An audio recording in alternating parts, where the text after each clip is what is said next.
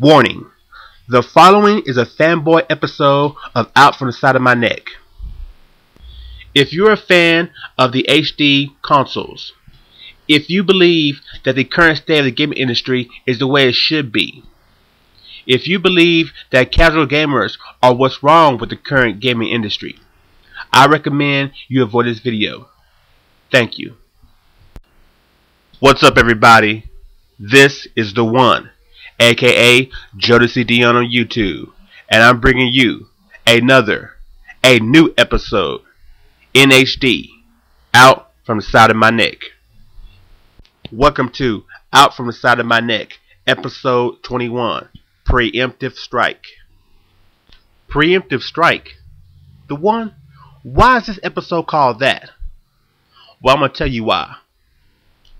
Yesterday, the NPD for the month of January was released.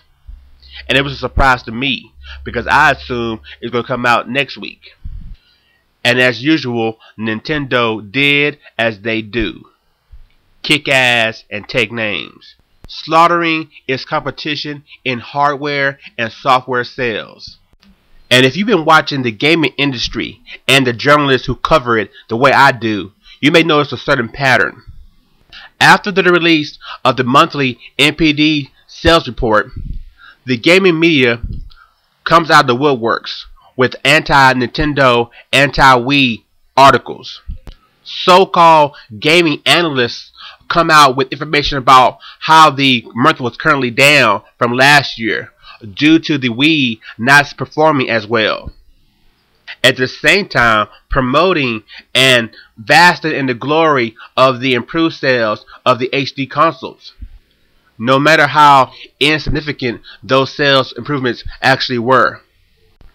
For example, the NPD are already stating that the Wii was down 31% compared to last year. At the same time, the 360 was up 8% and the PS3 was up a whopping 36%. If you're a gamer who doesn't really know too much about the business sales, when you just hear things about 30% loss and 30% gain, all you're thinking is, wow, one company's doing real well and the other company's doing real bad. That's not true. When you actually look at the sales numbers, that's where you can see the truth of what's really going on. Last month, the Nintendo Wii sold 465,000 consoles, and when you compare it to January 09's 679,000 consoles, then you might say to yourself, the Wii's on a decline. Going by those numbers, you can see the 31% decline they were talking about. But think about this.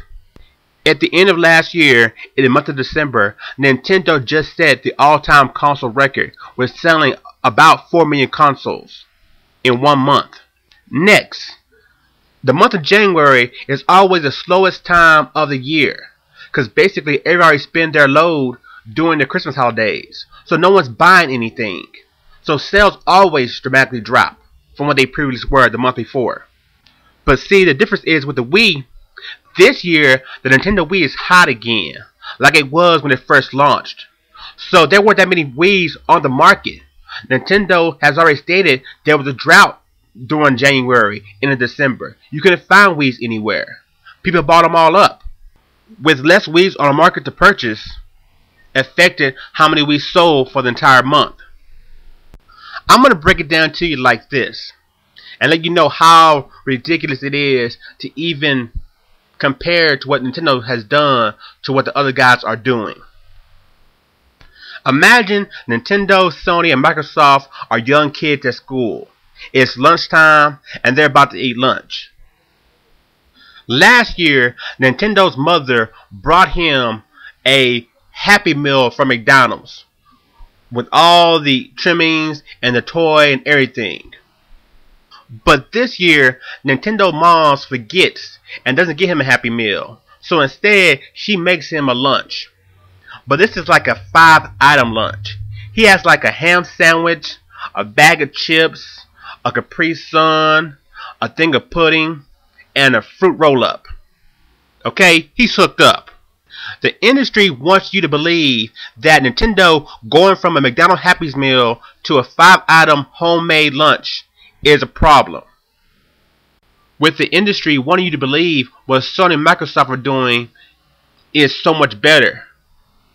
Let's go back to that cafeteria table, okay?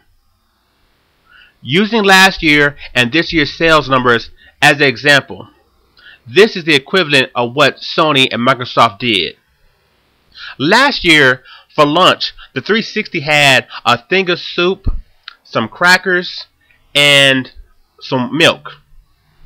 You know what that 8% growth got them this year? Instead of milk, they got chocolate milk.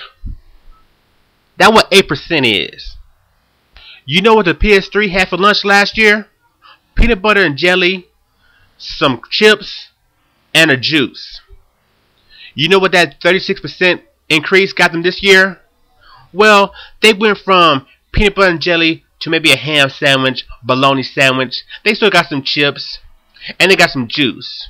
But you know what? They also got a little something extra. They got some cookies. Really? So what the gaming industry and the media are saying is we should turn in Nintendo's mother for child neglect. She is not fit to have children because she's making Nintendo suffer from eating Happy Meals to having a 5-item lunch. She's a horrible mother. She ought to be in jail. At the same time, the Xbox mom should get an award for providing 2 choices of milk, vanilla or chocolate. And the PS3 mother should get Mother of the Year, Parent of the Year. Because now she can finally provide meat for her child. Instead of peanut butter and jelly, he can have ham or bologna or salami. And then also, she made just extra enough to throw in a little treat, some cookies. Does that make sense to anyone? Are you hearing what I'm saying to you, okay? That's the current state of the gaming industry, the media. No matter what, they want to paint a picture that Nintendo is doing bad and the others are doing so well, when it's actually the total opposite. You take Nintendo out of the equation and the gaming industry is dead. Using hardware sales alone, let's take Nintendo out of the equation, okay? And let's look at things. Last year, the top selling console would be the 360, at least for the month of January. It sold 309,000 systems. The bottom of that would be the PS2 with 101,000 systems. Now with this year's month of January, the 360 would be on top again with 332,000 systems. And the bottom system would be the PS2 with 41,000 systems sold. But you see, you can't do that. Regardless of how the industry feels about Nintendo and its console, it is still a video game console, just like the Xbox, just like the PS3. No matter what its capabilities, HD or not HD, it's still a video game system.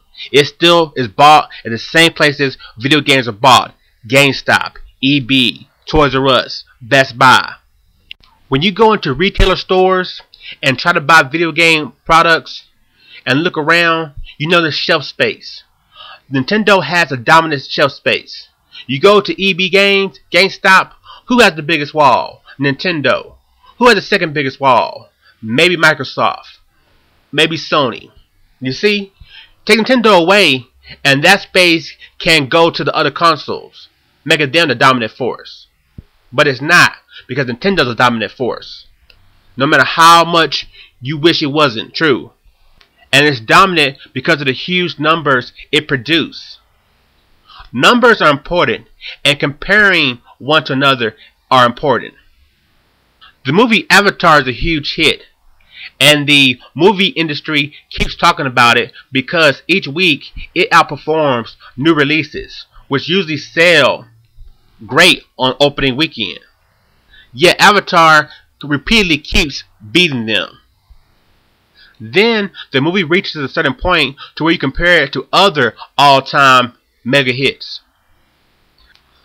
That's how the industry works. Count numbers and compare them. So back to the numbers real quick.